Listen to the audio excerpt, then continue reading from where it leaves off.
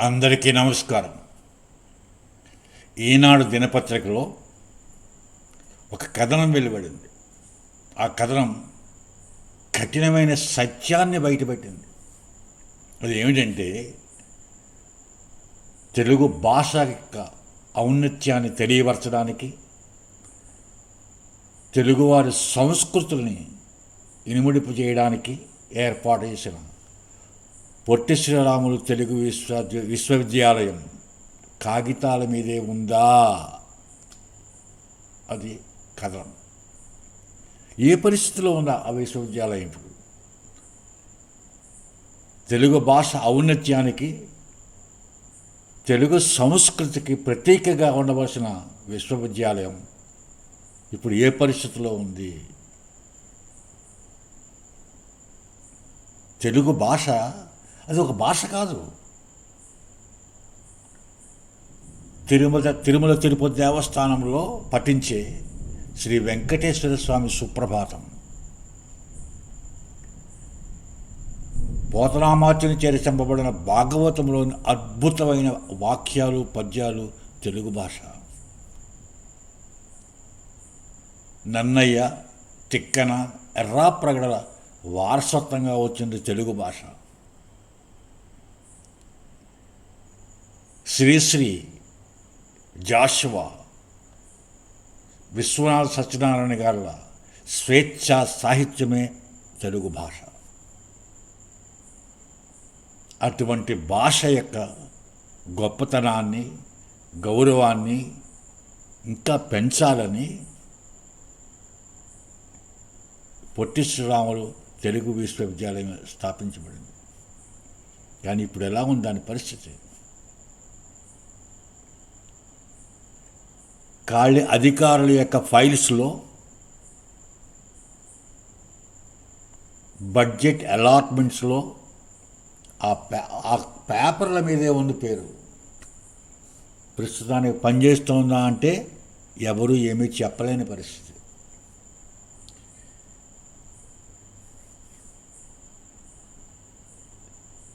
మరి ఏం చేయాలి ఈ విశ్వవిద్యాలయం? విద్యార్థులు చదువుకోవడానికి ఏది? తెలుగు భాషలో చదువుకోవాలి, మేము ఉన్నతులు అవ్వాలి, తెలుగు భాషలో ప్రొఫెసర్స్ అవ్వాలి, ఆచార్యులు అవ్వాలి అని ఎంతో ఆశగా ఎదురు చూస్తున్న విద్యార్థుల యొక్క భవిష్యత్తు ఏమిటి? ఎవరు చూస్తారు వాళ్ళ ఆలనా పాలన? విశ్వవిద్యాలయం విద్యార్థులతోటి, ఆచార్యులు, ఉపాధ్యాయులతోటి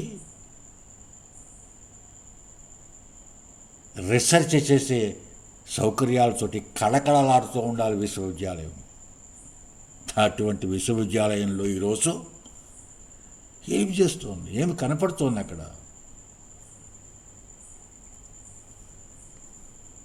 ఎందుకు అలా ఉంది? రాష్ట్ర ప్రభుత్వానికి బాధ్యత లేదా? కేంద్ర ప్రభుత్వానికి బాధ్యత లేదా? విద్య ఉమ్మడి సంస్థ, ఉమ్మడి లిస్టులో ఉంది కదా. ఇటు రాష్ట్ర ప్రభుత్వం లిస్టులోనూ ఉంది, అటు కేంద్ర ప్రభుత్వం లిస్టులోనూ ఉంది. మరి ఈ రెండు ప్రభుత్వాలు పట్టించుకోవాల్సిన అవసరం లేదా ఈ విశ్వవిద్యాలయాన్ని?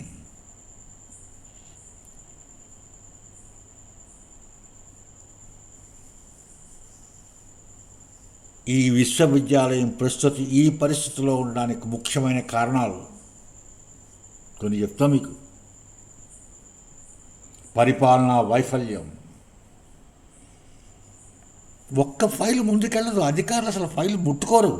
తెలుగు విశ్వవిద్యాలయం ఫైల్స్ అంటే అధికారులు ముట్టుకోరు. అది టచ్ చేయరు. అసలు పరిపాలన సరిగ్గా జరగడం లేదు. అసలు వైస్ ఛాన్సలర్స్ లేరు, ప్రొఫెసర్స్ లేరు, స్టాఫ్ లేరు. ఇంకా విశ్వవిద్యాలయం ఎలా నడుస్తుంది? ఆ బ్యూరోక్రాట్స్ ఉన్నారంటే వాళ్ళు అసలు దీని గురించి పట్టించుకోరు. వాళ్ళ గోడ వాడదు. ఈ విశ్వవిద్యాలయం ఏమైపోయినా పర్వాలేదు వాళ్ళకి. సంవత్సరాల తరబడి ఫైళ్ళు అలాగే ఉంటున్నాయి. ఒక్కళ్ళు ముట్టుకునే వాళ్ళు లేరు ఆ ఫైల్ని, తెలుగు విశ్వవిద్యాలయం ఫైల్ని. విశ్వవిద్యాలయం అంటే కేవలం భవనమే కాదు, విద్యార్థులు, ప్రొఫెసర్లు, పరిశోధనా కార్యక్రమాలు ఎప్పుడు కళకళలాడుతూ ఉంటుంది విశ్వవిద్యాలయం అంటే. అటువంటి పరిస్థితి 1% పరిస్థితి కూడా మనం ఈ తెలుగు విశ్వవిద్యాలయం ప్రాంగణంలో చూడలేము. ఇంక విధానం వాస్తవం ఏంటి? వాస్తవం ప్రతి సంవత్సరం బడ్జెట్లో అలాట్మెంట్స్ చేస్తున్నారు. ఇంత అమౌంట్ తెలుగు విశ్వవిద్యాలయానికి ఇన్ని కోట్లు అని అలాట్మెంట్ ఉంటుంది, కానీ ఖర్చు పెడుతున్నారా? ₹1. అలాట్మెంట్స్ మాత్రం చేస్తున్నారు, ₹1 ఖర్చు పెట్టట్లేదు. మరి ఆ విశ్వవిద్యాలయం ఎలా డెవలప్ అవుతుంది? వాడు ఏం చేయగలరు విశ్వవిద్యాలయం డబ్బులు లేకపోతే, ఇవ్వకపోతే? ఇంకా బ్యూరోక్రాటిక్ అడ్డంకులు అయితే చెప్పక్కర్లేదు. ఇంకా అంతులేని జాప్యం, ఒక్క ఫైల్ సంవత్సరాలు కూడా ఆ ఐఏఎస్ ఆఫీసర్లు మరి ఎందుకు ఆ సెక్రటరియట్లో కూర్చొని చేస్తున్నారో నాకు అర్థం కాదు. ఏం చేస్తున్నారో అర్థం కాదు. ఇంత జాప్యమా? ఒక విశ్వవిద్యాలయం అలా దాని గురించి చూసేవాడే లేడా? నెలల తరబడి అప్రూవల్ కావాలంటే, ఒక అప్రూవల్ కావాలంటే ఇదా వాడు చదువుకుని ఐఏఎస్లా చదువుకున్నది? ఇదే అడ్మినిస్ట్రేషన్ అంటే? తెలుగు భాషపై నిర్లక్ష్యం చాలా బాధాకరమైన విషయం. ఇది మన మాతృభాష, ఇంత నిర్లక్ష్యం మాతృభాష మీద. ఇంగ్లీష్ నేర్చుకోండి, ఎవరొద్దన్నారు మిమ్మల్ని. కానీ మాతృభాష తల్లితో సమానం. అటువంటి మాతృభాష నిర్లక్ష్యం చేస్తారా? అది ఒక భాష కాదండి, అది మన సంస్కృతి, మన చరిత్ర, మన గుర్తింపు. ఈ భాషను ప్రోత్సహించడానికే ఈ తెలుగు విశ్వవిద్యాలయం ఏర్పడింది. కానీ ఏం చేస్తుంది ఇవాళ తెలుగు విశ్వవిద్యాలయం? ఏమీ చేయలేని పరిస్థితిలో ఉన్న తెలుగు విశ్వవిద్యాలయం. ఇంగ్లీష్ మాధ్యమ సంస్థలు బ్రహ్మాండంగా అభివృద్ధి చెందుతున్నాయి. ఎందుకు? రాజకీయ నాయకులు వాటిని డెవలప్ చేస్తున్నారు. ఇంగ్లీష్ అంటున్నారు. మళ్ళీ ఒక్క రాజకీయ నాయకుడికి ఇంగ్లీష్ సరిగ్గా మాట్లాడడం రాదు. ఎవరో ఉంటారు, ఒక 5%, 6%. మిగిలిన వాళ్ళు మాట్లాడితే వినసొంపుగా ఉంటుంది ఇంగ్లీష్ మాట్లాడుతుంటే. కానీ ఇంగ్లీష్ సంస్థలను మాత్రం సపోర్ట్ చేస్తారు. ఇంకా ఐఏఎస్ ఆఫీసర్లు, ఐపీఎస్ ఆఫీసర్లు చెప్పక్కర్లేదు, వాళ్ళకి ఇంగ్లీషే కావాలి. మరి ఎందుకు తెలుగు రాష్ట్రంలో పనిచేస్తున్నారు మీరు? చెప్పాలి మీరు. మాకు వద్దండి, మేము తెలుగు రాష్ట్రంలో పనిచేయమండి,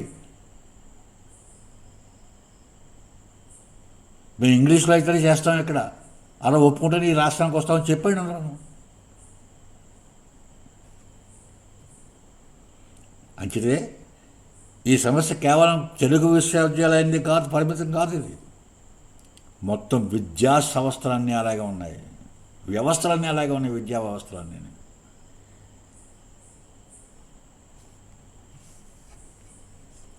తెలుగు మాధ్యమంలో చదువుకునే వాళ్ళకి, విద్యార్థులు నాణ్యమైన ఉన్నత విద్య అందుబాటులో లేదు. తెలుగు మాధ్యమంలో చదువుకునే వాళ్ళు కొన్ని వందల వేల మంది ఉన్నారు, లక్షల మంది ఉన్నారు. మరి వాడికి ఉన్నత విద్య చదువుకోవడానికి ఎక్కడ అవకాశం ఉంది అసలు? వాళ్ళకి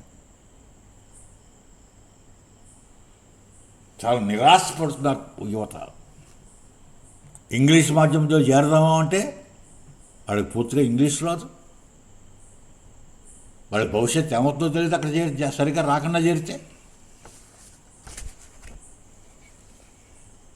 అంచేత రాష్ట్ర ప్రభుత్వం, కేంద్ర ప్రభుత్వాలు రెండు వీటి మీద దృష్టి పెట్టాలి.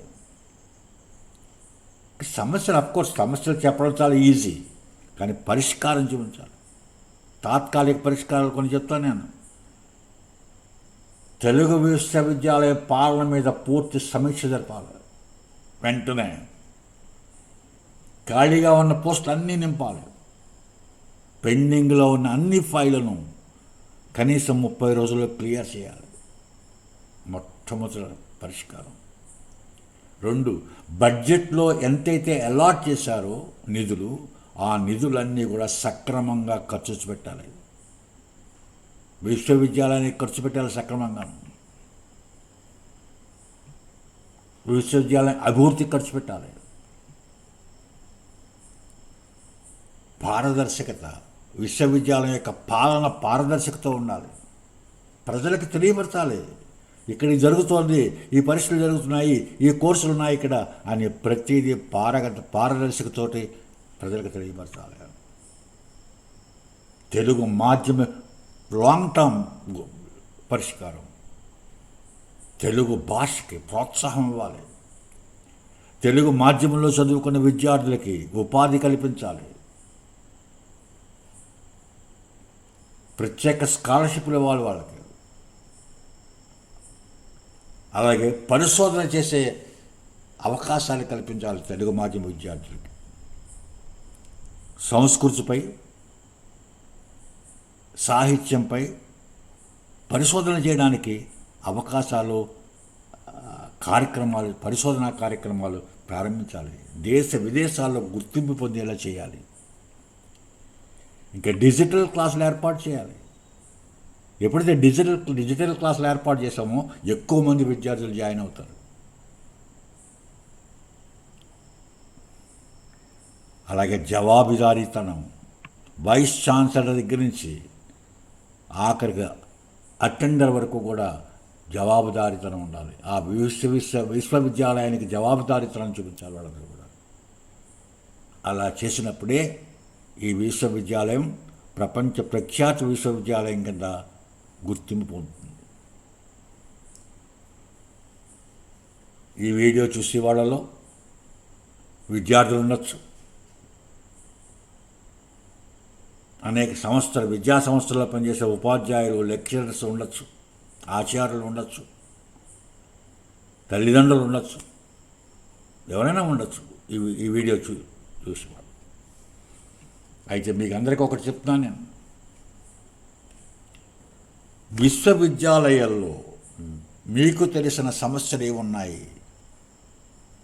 ఏం సమస్యలు మీరు ఫైండ్ అవుట్ చేస్తున్నారు ఈ తెలుగు విశ్వవిద్యాలయంలో, అవన్నీ కూడా సోషల్ మీడియాలో పెట్టండి. మీరు షేర్ చేయండి అందరికీ. ఇగో ఈ సమస్య ఉంది ఇక్కడ ఈ విశ్వవిద్యాలయంలో, షేర్ చేయండి అందరూ. మీ బాధ్యత ఇది. మీ ప్రాంత ప్రజాప్రతినిధులను కలవండి, డిమాండ్ చేయండి. మళ్ళీ మాకు ఈ సమస్య ఉంది ఈ విశ్వవిద్యాలయంలో, నువ్వు తీరుస్తావా తీర్చవా అని గట్టిగా డిమాండ్ చేయండి. నేను కోరుతున్నాను మిమ్మల్ని, ఈ వీడియో చూసి విని వాళ్ళని అందరినీ కోరుతున్నాను. తల్లిదండ్రులైతే మీ పిల్లల విద్య మీకు ప్రధానమైంది, దాని గురించి తీవ్రంగా ప్రయత్నించండి. ప్రజాప్రతినిధులకు నిలదీయండి, విశ్వవిద్యాలయంలోకి వెళ్ళండి, లెక్చరర్స్ నిలదీయండి, వైస్ ఛాన్సలర్ నిలదీయండి, ఏం నేర్పుతున్నారు మా పిల్లలకి అని నిలదీయండి. దాన్ని మించిన విద్యను మించినది ఏమి లేదు అని చెప్పి తల్లిదండ్రులు పూర్తిగా రామేశ్వరం పెట్టి తెలుసుకోవాలి. మిమ్మల్ని అందరినీ కోరుతున్నాను, మన భాషా సంస్కృతిని, మన భాష యొక్క గౌరవాన్ని మీరందరూ నిలబెడతారని ఆశిస్తున్నాను, ప్రార్థిస్తున్నాను. ఈ వీడియో మీకు నచ్చితే లైక్ చేయండి, నచ్చకపోతే నచ్చలేదు, ఎందుకు నచ్చలేదో కామెంట్ చేయండి, వీలైతే సబ్స్క్రైబ్ చేయండి ప్లీజ్, షేర్ చేయండి 10 మందికి.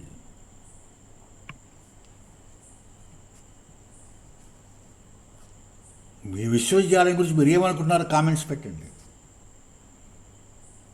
తెలుగు మాధ్యమం యొక్క పరిస్థితి ఏంటో మీరు కామెంట్స్ పెట్టండి.